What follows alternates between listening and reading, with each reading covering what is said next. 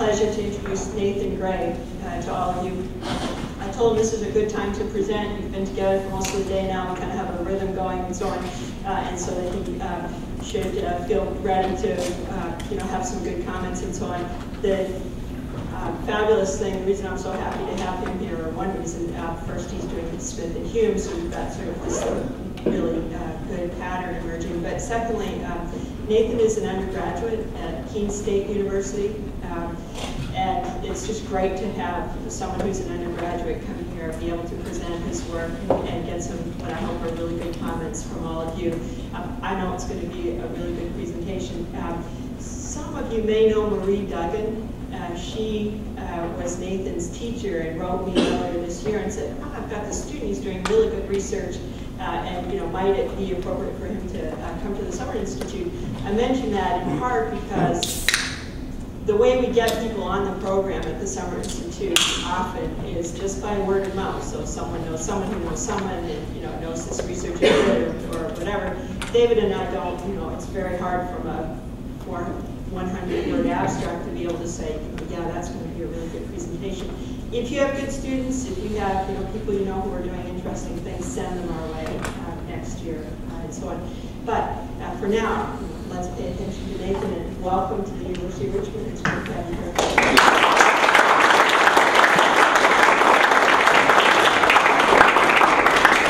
Thanks so much. So my name is Nathan Gray. I just actually completed my undergraduate work at Keene State College, which I was so prepared to tell you is a liberal arts college 11 hours north of here in southern New Hampshire. I was in the car for about 16 hours, so I have to amend that. But it's all right. It was a hot drive, but I'm here, excited, a bit perplexed actually, because I spent almost 4 years being relatively indifferent toward the study of economics. It never really hit me, I never really related to it, and it wasn't until the last few months of my study that I found a subset of the discipline that I really came to enjoy through my senior research, and that was the history of economic thought. So I'm so excited to be here and grateful. So the paper I'm going to be presenting is my senior thesis for my undergraduate degree, and it's called Equilibrating Mechanisms in Instance of Intellectual Companionship in Hume and Smith. What I'm going to do is attempt to walk you through the research as I experienced it, because I think it'll make the most sense that way. It started out with an observation. When I was taking my history of thought class, I was also taking intermediate macroeconomics. So I encountered the price piece of flow in macro, and I encountered Smith's market mechanism, or his price theory, in my history of thought class. And it hit me that it seemed like these two models, these two theories, were very similar, at least mechanically and effectually. So I decided to look into that as much as I could. So first I'm going to introduce the mechanics of the theories. I know most of you are already familiar with them, just in order to establish a better theoretical grasp on the similarity that I saw. Then I'm going to go into the existing literature, which is very, very small. And then I'm going to talk about their friendship together in order to give a bigger and better context to the companionship that I ended up researching. After that, I'm going to talk about what Smith said about the price specie flow mechanism and what Hume said about Smith's price theory, or his market mechanism. And after that, I will finish with a few words on their thoughts on equilibrium processes and disequilibrium processes.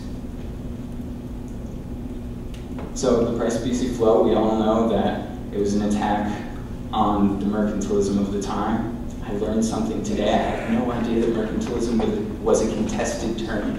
I had no idea, so here I am, thinking I know what it means. But he really wanted to prove that a nation's wealth wasn't contingent upon its gold stores, and that a positive trade imbalance was not necessarily a good thing or a possible thing to carry out in the long term. We know it's a macroeconomic model. We know that it was a model of automatic international trade adjustment So it was his assertion of laissez-faire. And one thing to notice, just so I can better explain the similarity, is that gold moves fluidly in his model between countries, among countries.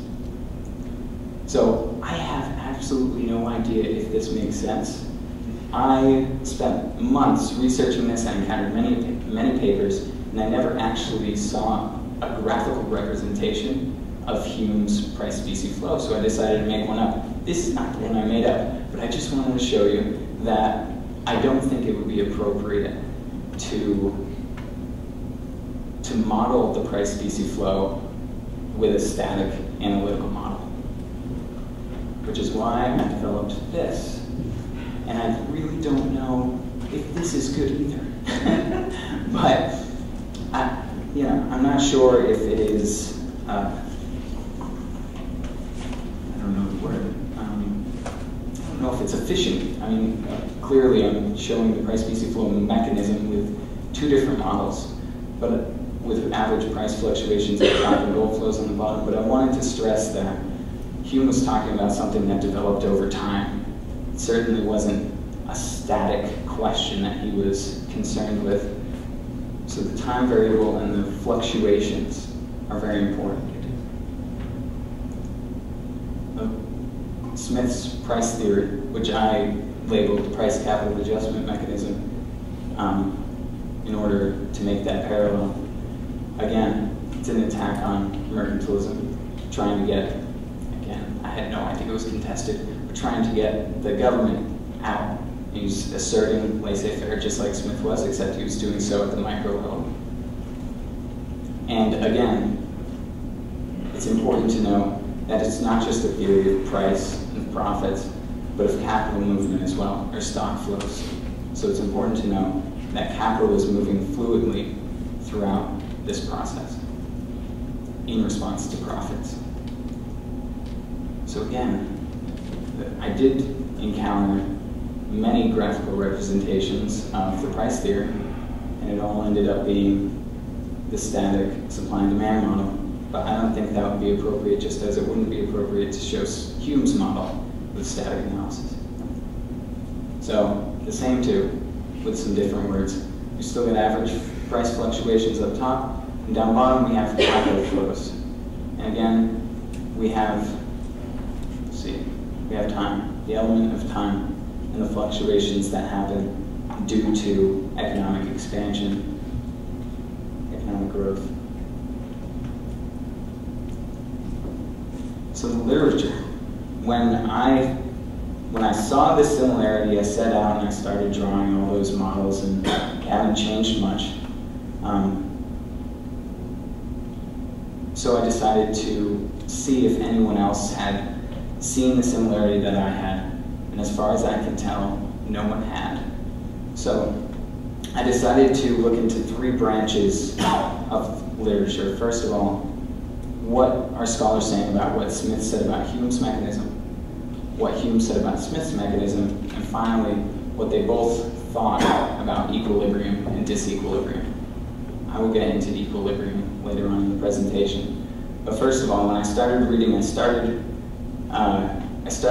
hearing a lot about Viner. I had no idea he was such a big shot. But here he is on my presentation, so now he is a big shot.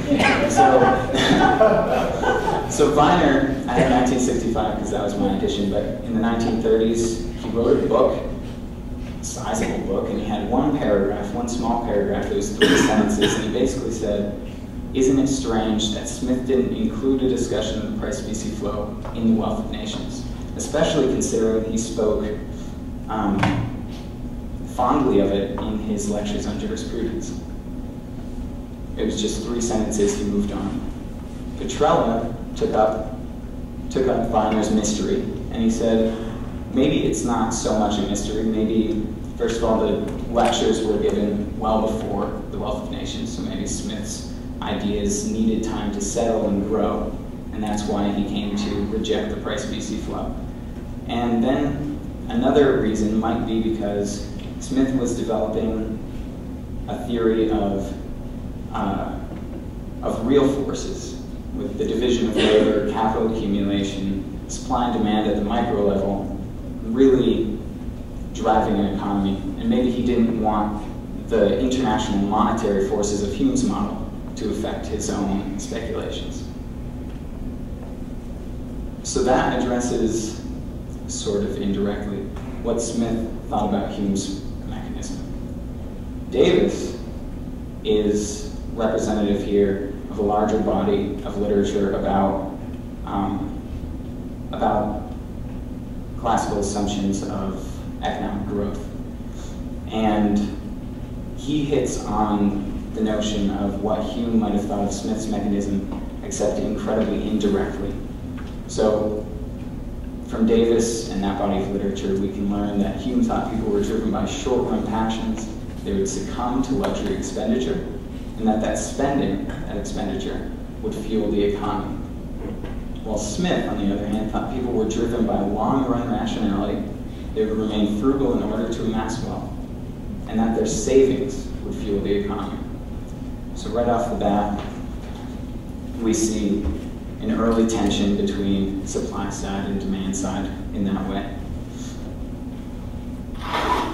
In order to respond to Davis, because at this point I was kind of irritated, I really thought I had seen a similarity. No one had talked about it.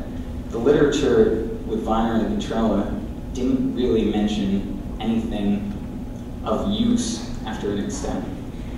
And Davis was saying practically flat out that Hume probably wouldn't have liked Smith's theory because Smith relied so much on capital accumulation and capital flows. So I read, and with regards to savings, I found a quote by Smith. He says, "The greatest improvement in the productive powers of labor have been the effects of the division of labor, and the accumulation of stock must be previous to and necessary for carrying on this great improvement." 24 years earlier, when Hume published his political discourses, he writes, "There is no craving of the human mind more constant and insatiable than that for exercise and employment, and therefore an individual knows no such pleasure as that of seeing the daily increase of his fortune. This is the reason why trade increases frugality among merchants."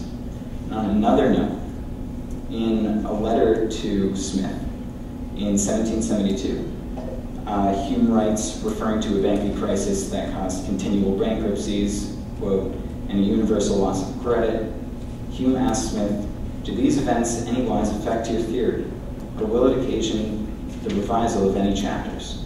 On the whole, I believe that the check given to exorbitant and ill-grounded credit will prove of advantage in the long run, as it will reduce people to more solid and less sanguine projects, and at the same time introduce frugality among the merchants and manufacturers."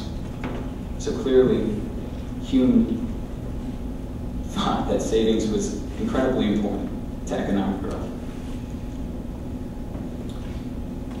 With regards to resource movement, because like I said, maybe Hume wouldn't have liked Smith's model due to its reliance on capital accumulation and capital flows. So with regard to flows, Smith writes, "Where there is perfect liberty, he, the master, may change his trade as often as he pleases by employing his stock in some other way." 24 years earlier, in his essay of the jealousy of trade in the political discourses, Hume writes basically the same thing. It may be easily diverted from one branch to another, and the manufacturers of wool, for instance, could be employed in linen, silk, iron, or any other commodities for which there appears to be demand. Now, it is clear that with regards to savings, capital accumulation, they both play different roles in Smith and Hume. For Smith, it starts the fueling of economic growth. For Hume, it's a byproduct of economic growth, but once it becomes a byproduct, it is essential for the continuation of that growth. So after I looked through the literature, I had the pleasure of reading all of the survived correspondence between Hume and Smith, and I decided to include a couple slides on that just to give more context to their companionship.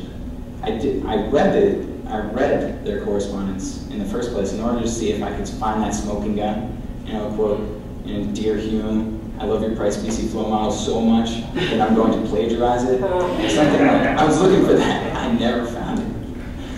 But in 1752, Hume writes to Smith, I'm just now diverted for a moment by correcting my essays moral and political for a new edition. If anything occur to you to be inserted or retrenched, I shall be obliged to you for the hint. Down below in 1754, again, we see Hume writing to Smith, really anxious for feedback on his work. And I think that's important to note, just because, of course it's not here. It's important to note because in 1752, the political discourses were published. And so right off the bat, Hume is asking Smith directly to assess his price-specie flow. There was no response that survived, but we can assume that Smith was one of the first people to really read it critically. In 1764, we have a letter from Smith to Hume. Smith had traveled to France. He had traveled to France, I think, to be an assistant for a duke.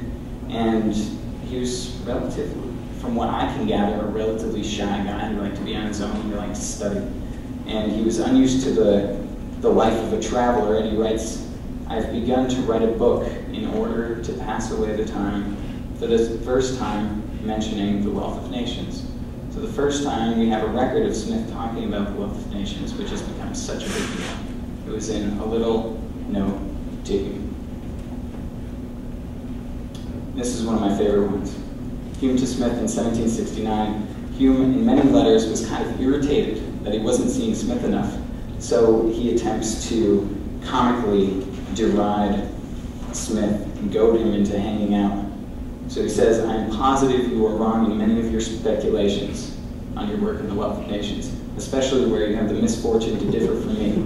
All of these are reasons for our meeting. I expect to receive a letter from you containing bold acceptance of this defiance. I had to put it in there. It doesn't really fit. And then this slide, again, has nothing to do with the connection I see between the price-specie flow and the price capital adjustment mechanism, but it does have to do with their friendship, which is very important to the context. Smith to Hume in 1766. He was in Paris at the time. He writes to Hume, he says, you are much wanted in Paris by our peers. Do not, however, for God's sakes, think of settling in this country, but let us both spend the remainder of our days on the same side of the water. Come, however, to Paris in the meantime, and we shall settle the plan of our future life together. I have a question for all of you right now. Is that not completely and utterly adorable? Yes, it is. In 1776, Hume wrote to Smith, the 23rd of August, because Smith wanted to amend an add to an autobiographical piece that was going to be put in Hume's work. And Hume writes, you are too good in thinking any trifles that concern me are so much worthy of your attention, but I give you entire liberty to make what additions you please to the account of my life. Adieu, my dearest friend. On August 25th, 2 days later, Hume died.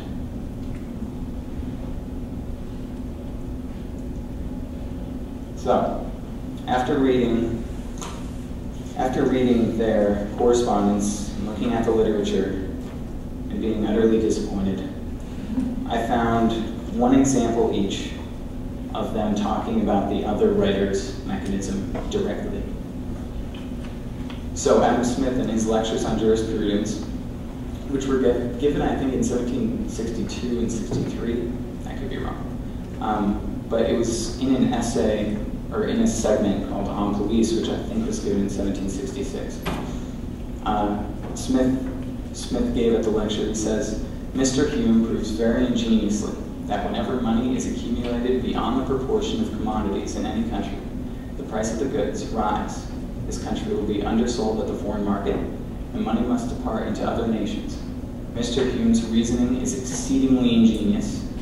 He seems, however, to have gone a bit into the notion that public opulence consists in money, which is a common attack on Hume, because Hume appears to have allowed positive trade imbalances in the short run to have a positive effect on economic growth.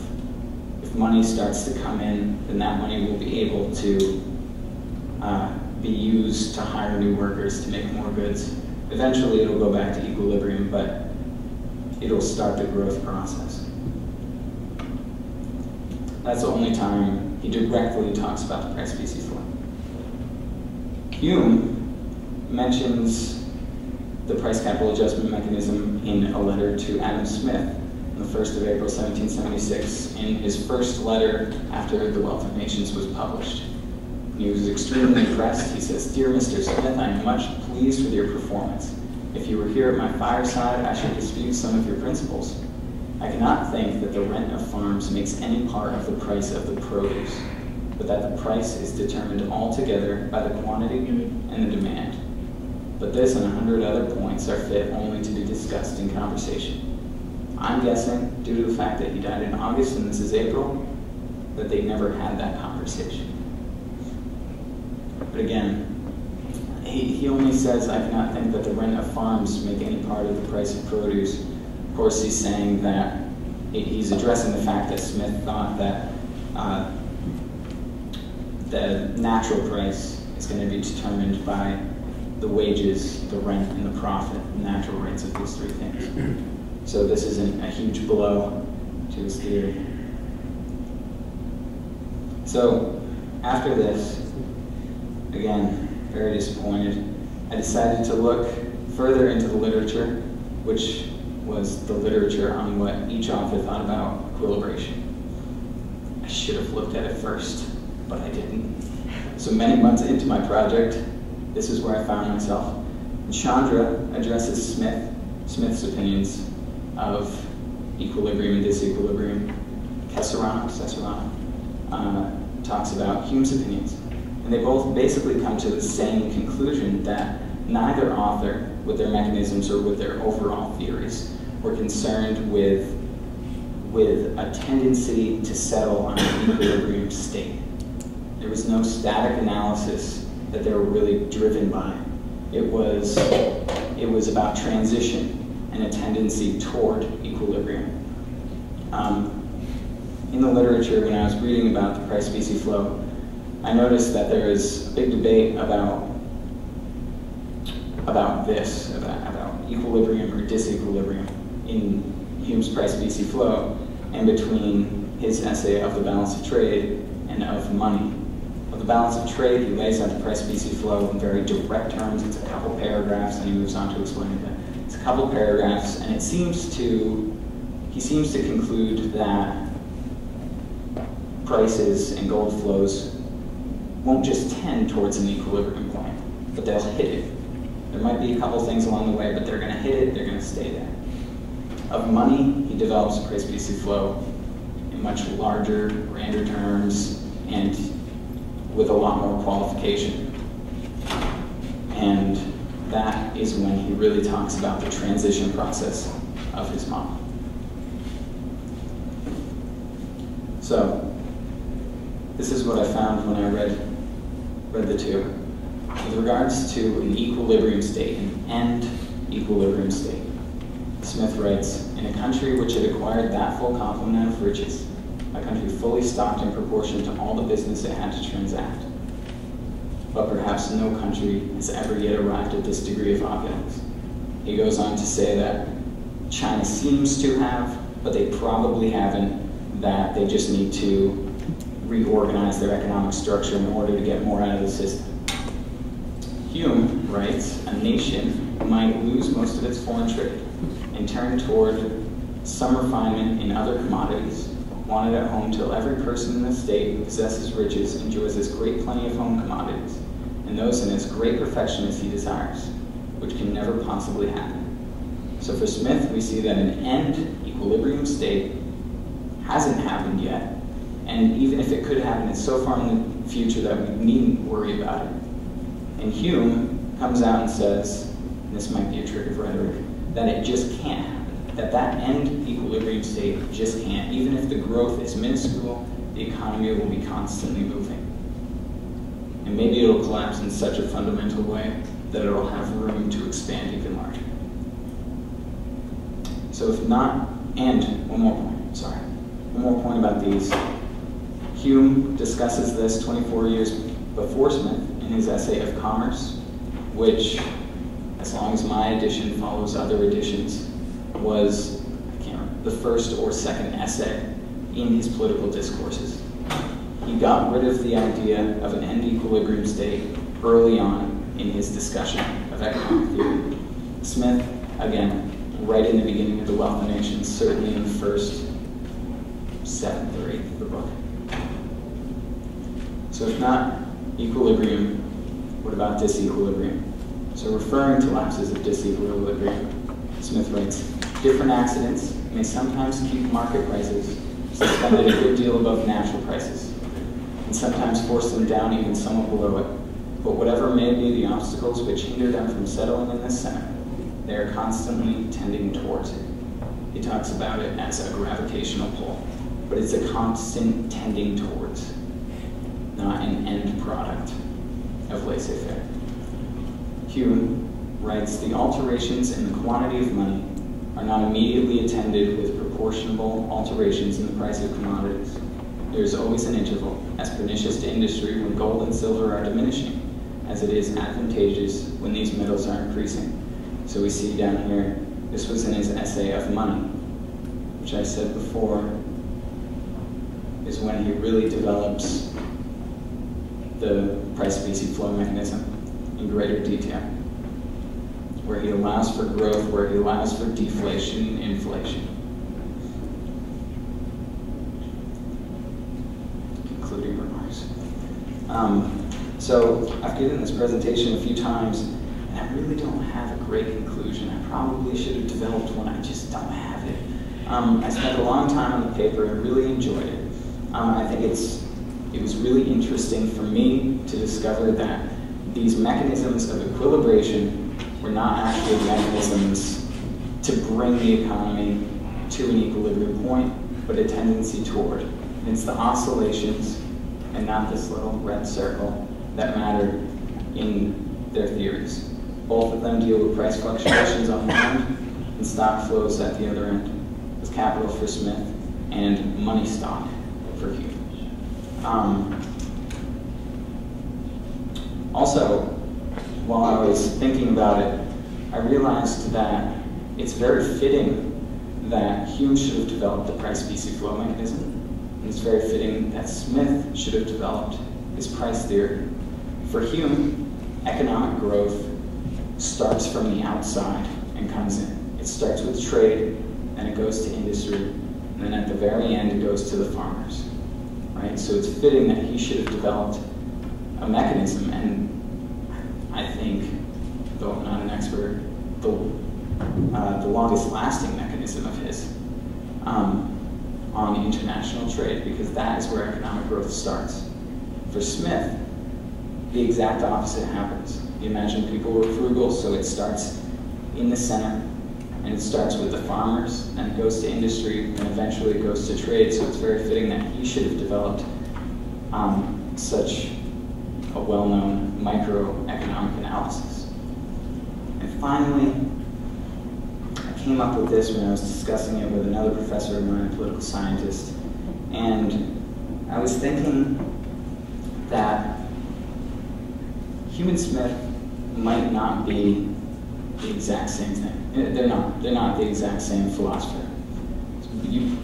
And maybe it would be helpful to think of them like we think of oil and vinegar. We can do a lot with oil by itself, and it's wonderful. We can do a lot with vinegar by itself, and it's wonderful. And when you put them together, they seem to separate. They do separate because they have two different things to say. Once you shake them up, and the real magic happens. Right? So that's my presentation.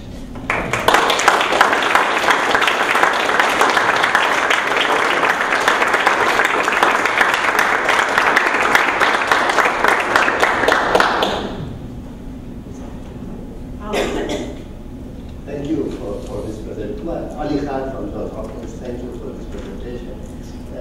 I wonder if you are aware of Paul Samuelson's piece on the formalization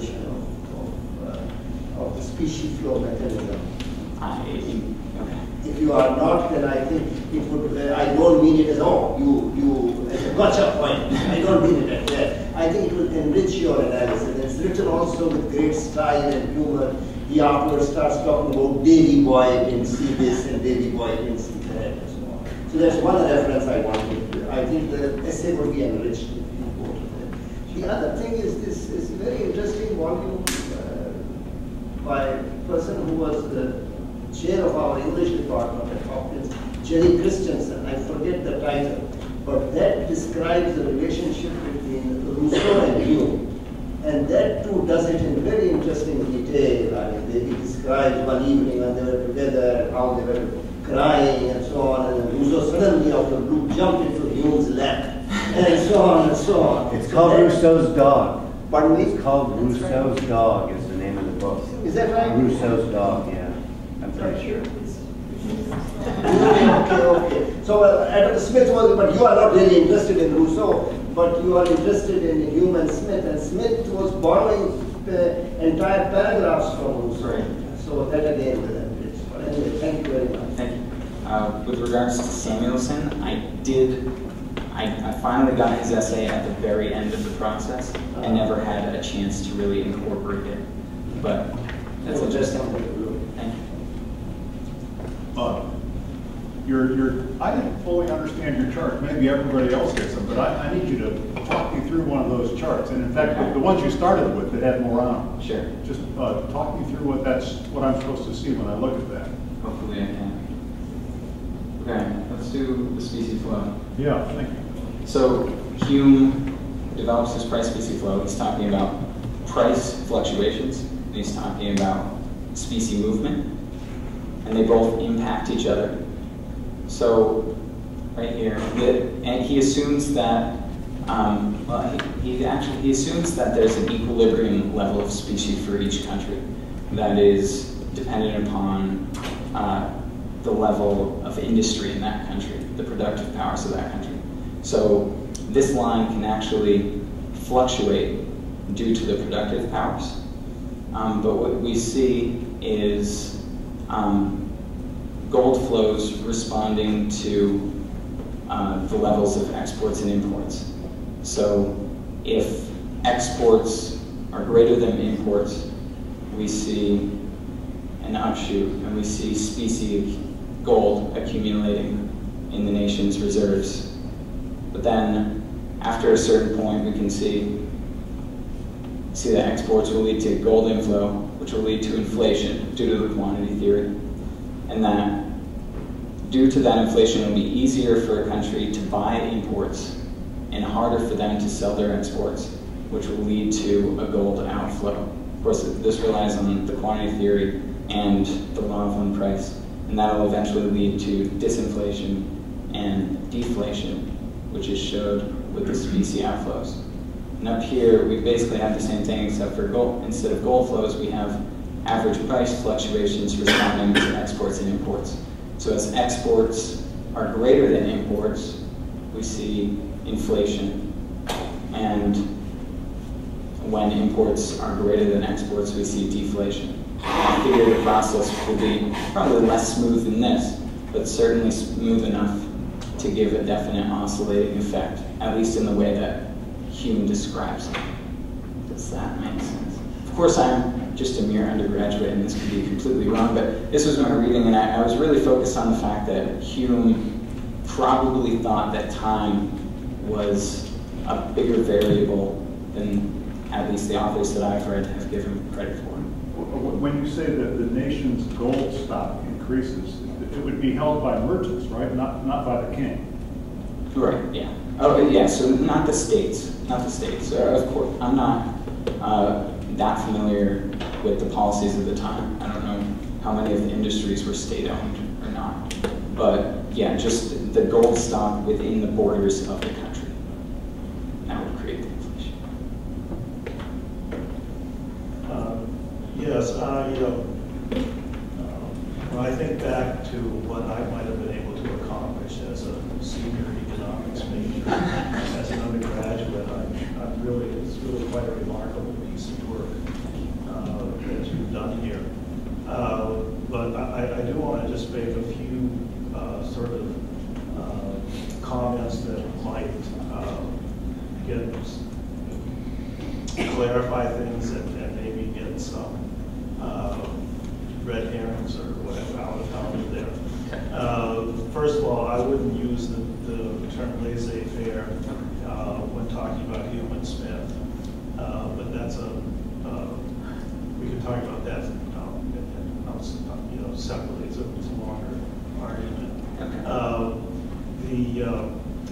Since we have the graphs on the board, I would suggest that the oscillation should dampen down over time instead of amplify, so that it shows it converging to equilibrium instead of sort of getting farther and farther away.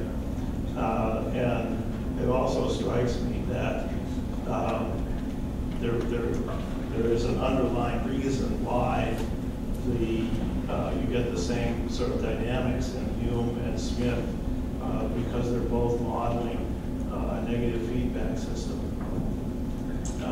where a disturbance tends to generate feedback that counteracts the initial disturbance. Another point is, I think that in your paper and in your presentation, there seems to be a bit of ambiguity about what we mean by the long run. And that's not too surprising, since in macroeconomics we have, in contemporary macroeconomics we have two long runs. We have the short run long run, which is the so-called convergence to full employment and price level, given capital stock, technology, population, and so on. And then we have the long run, where capital and population and technology can all change, increase, decrease over time. I think you do have that same distinction in Smith. The book 1, price theory, is essentially constructed on the assumption that the nation's stock of capital, labor, and land is fixed. And the concept of the natural price and the convergence of the market price to the natural price and the subsequent allocation of resources that results is an allocation of given resources at a point in time. But at a point in time that's defined by what I just call the short run, long run. And I think you're quite right that certainly Smith focuses more on the process of equilibration than he does sort of analyzing points of equilibrium. But let's just have one last comment. I think part of the reason why you get a different story about the relationship of saving and accumulation to economic growth in Smith compared to Hume is that Smith's book 2 is a post-physiocratic book on economic growth, and the lectures on jurisprudence and Hume's political discourses are pre-physiocratic. I think that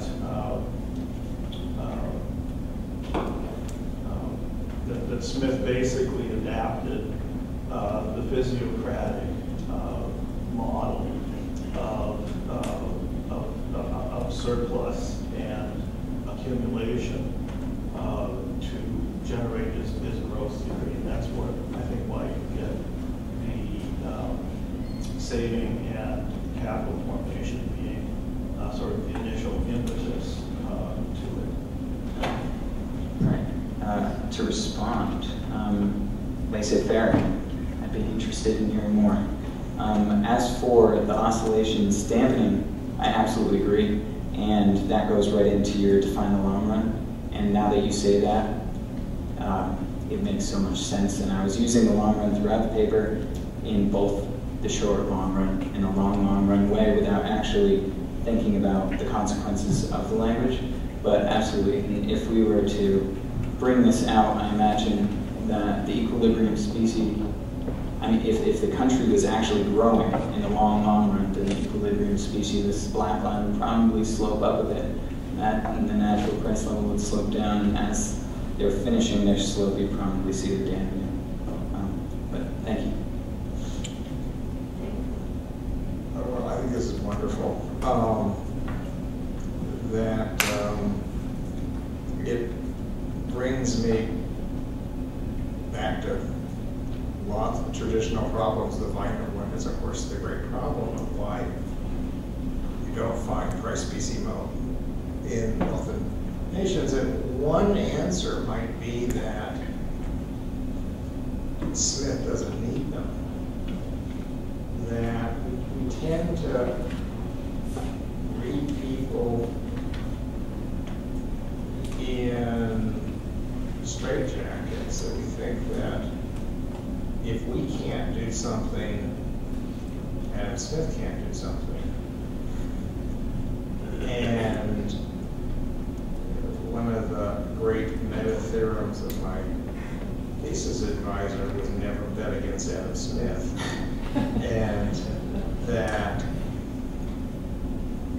one of the things, there's clearly gold flow in wealthy nations. He's got this marvelous image, but this marvelous problem, and he asks, can a country without, how does a country without gold mines function? And the answer is, well, how does a country without vineyards function? And the answer is, you send stuff overseas and you trade it. And so he's got this, you know, so if the society needed, if the country needed more gold, they would load stuff on a ship, send it to Lisbon, unload it, sell it, put the gold back on the ship, bring it back, okay? So you're doing something that's you're not going to see until Ricardo, and that is you're working with price movement, the species movement without price levels. All you've got, it's a good gap in Smith is he doesn't tell you what it is you're sending to Lisbon. Where does that come from? But if you take a sort of a general equilibrium point of view, you know that there's an excess demand for money, there's going to be excess supplies in some markets, so you just find those things. You just find the things that are short, there's surpluses in goods here, you pick those up, you take them over to Lisbon, trade and bring back. And so you can do species flows without price movements. Right. And that's actually pretty spectacular because the idea that we can work without price levels, and there's only a few economists who've actually made that case. And so we don't tend to think about somebody of Smith's period, or Smith in particular, being able to work without price levels. And the fact that we can't work without price levels doesn't seem to be a wonderful excuse for saying Smith can't work without price levels, because he clearly does have this discussion of sending stuff to get gold and bringing gold back, and that's really all you need. You don't need a price level to go up and down. That's really interesting. And I at least found one article that did touch on that. It might have been Eagly. It might have been Eagly, but I really didn't focus on it, but that's really interesting. Thank you. Yeah, well, first I want to second the others on what an impressive accomplishment this is for papers. Just a few things maybe that they have in common and sort of one difference. So it just struck me sort of simply looking at this that the underlying mechanism of both of them is basically some sort of arbitrage mechanism. And I was wondering what the history of that is sort of going back. Other people before them sort of spotting the role of arbitrage, to what extent they sort of picked up on this. But I'm wondering if Stiver has a theory about not betting against David Hume. And I wanted to well, no, what I wanted to bring in is what strikes me, there's an issue whether Hume has, I have a sense that maybe there's more originality in Hume than there is in Smith, and there's always Marx's rap on Smith as being a plagiarist or whatever. And it seems to me that I'm wondering how original it is in Hume, which is that the equilibrium species thing is determined by the quantity equation. And I don't know if that's original to Hume or not, but that seems to me that there's something present in Hume's mechanism that's not there in Smith that kind of helps pin things down more in Hume. It's kind of fundamental to it, and I remember Lester Telscher saying in his money course that Hume did his stuff on the quantity equation. There's been a little good done since then. but I'm wondering if that should be brought out a bit more about the role of the quantity equation and Hume's originality, possible originality in developing that. Absolutely, and I can't think of the guy's name. He was a French. Cantillon. Thank you. I read an amazing piece. I didn't include it in my paper. It was probably the best scholarly article I've ever read. It was like, it read like a New Age thriller about Hume going over to France and maybe meeting Cantillon. You know this? No, go ahead. Okay. And maybe meeting Cantillon, but probably meeting his friends and taking the species flow directly from Cantillon's previous work. So probably it's Keene. Yep. But that's interesting. Come on. So why not enlighten us? Are there other comments, questions?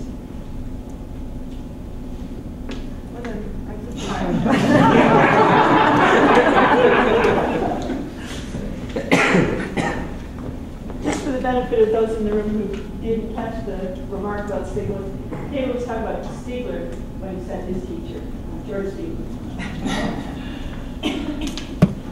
who says you shouldn't bet against Smith.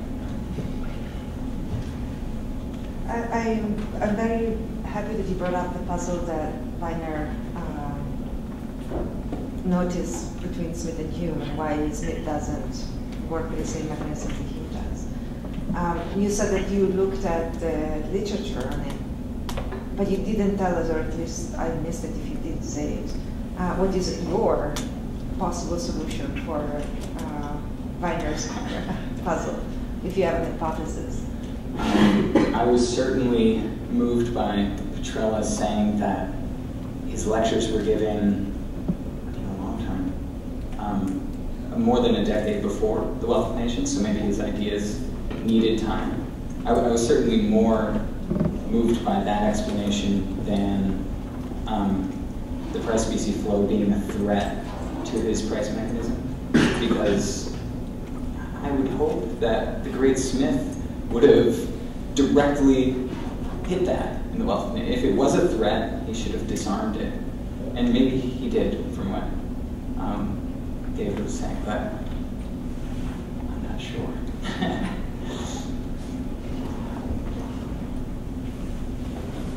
One thought is that Smith adopted the real bills doctrine. What was it called? The real bills doctrine, which basically meant, I think it makes the money supply endogenous. And so that would take him out of sort of a quantity theory framework. Okay. Thanks. They reference there as well. Lloyd Mintz has a book on history of banking where he pushes that argument. So that's Mintz's solution. That's that. I think that would be for a while.